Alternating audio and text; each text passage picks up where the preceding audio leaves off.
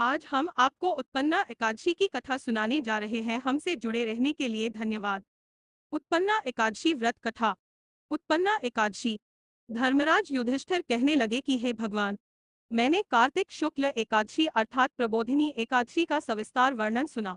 अब आप कृपा करके मुझे मार्गशीर्ष माह के कृष्ण पक्ष की एकादशी के विषय में भी बतलाइए। इस एकादशी का क्या नाम है तथा इसके व्रत का क्या विधान है? इसकी विधि क्या है? इसका व्रत करने से किस फल की प्राप्ति होती है?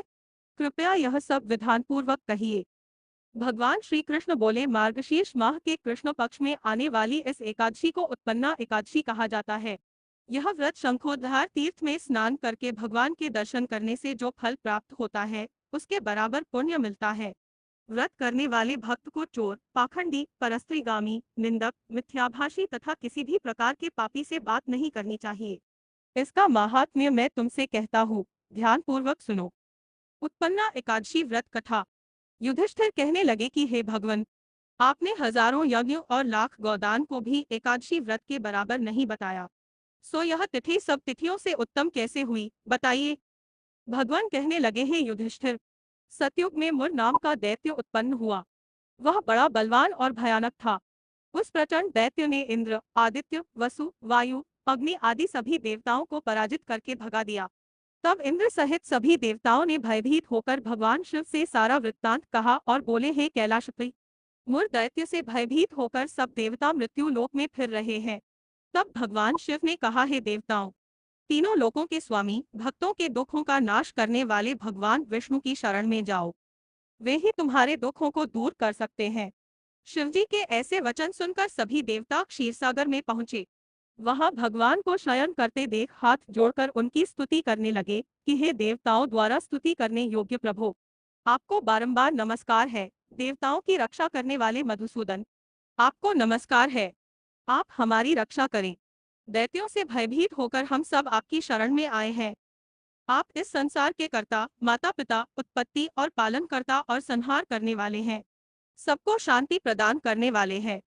आकाश और पाताल भी आप ही है। सबके पितामह ब्रह्मा, सूर्य, चंद्र, अग्नि, सामग्री, होम, आहुति, मंत्र, तंत्र, जप, यजमान, यज्ञ, कर्म, कर्ता, भोक्ता भी आप ही है। आप सर्वव्यापक है। आपके सिवा तीनों लोकों में चर तथा अचर कुछ भी नहीं है। हे भगवान, दैत्यों ने हमको जीत कर स्वर्ग से भ्रष्ट कर दिया है और हम सब देवता इधर उधर भागे भागे फिर रहे हैं। आप उन दैत्यों से हम सबकी रक्षा करें।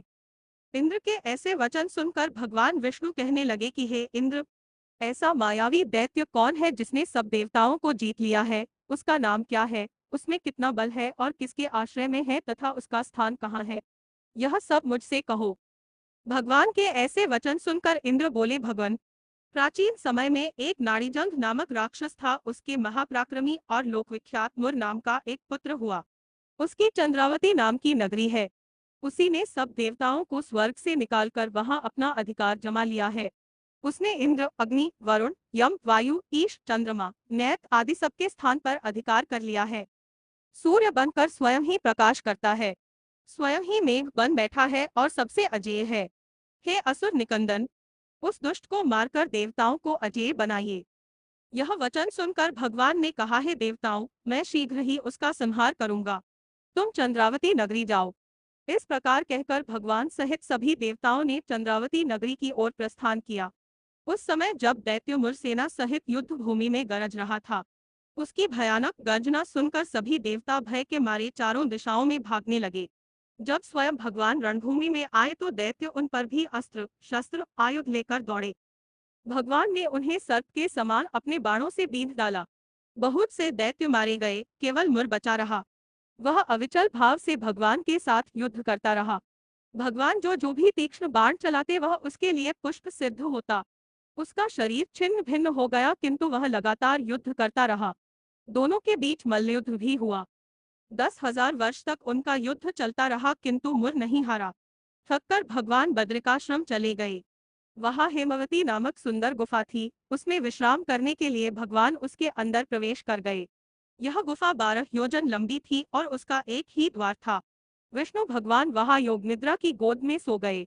मुर भी पीछे पीछे आ गया और भगवान को सोया देखकर मारने को उद्यत हुआ। तभी भगवान के शरीर से उज्जवल कांतिमय रूप वाली देवी प्रकट हुई।